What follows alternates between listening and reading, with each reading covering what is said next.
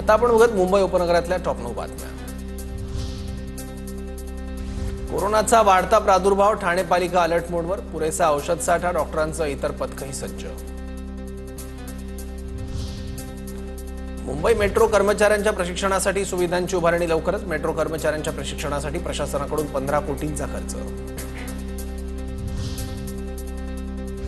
ठाण्यात बुधवारी पाणीपुरवठा बंद राहणार, जलशुद्धीकरण केंद्रातील कामं पावसाळ्यापूर्वी पूर्ण करण्यासाठी पाणीपुरवठा बंद राहणार। ठाणे जिल्ह्यातील तब्बल 4303 एजंट्सची नोंदणी महारेराकडून रद्द, निकषात बसत नसल्यानं महारेराची कारवाई। जे रुग्णालयात रोबोटिक शस्त्रक्रियांची सुविधा सुरू, 40 दिवसात 30 रुग्णांवर शस्त्रक्रिया।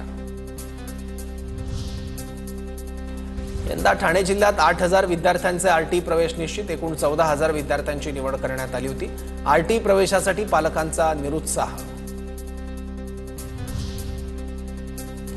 मुंबई विद्यापीठात मंदिर व्यवस्थापनासह नाविन्यपूर्ण पदव्युत्तर अभ्यासक्रम सुरू, तर येत्या शैक्षणिक वर्षाची प्रवेश प्रक्रिया सुरू, नाविन्यपूर्ण अभ्यासक्रमांना विद्यार्थ्यांची पसंत।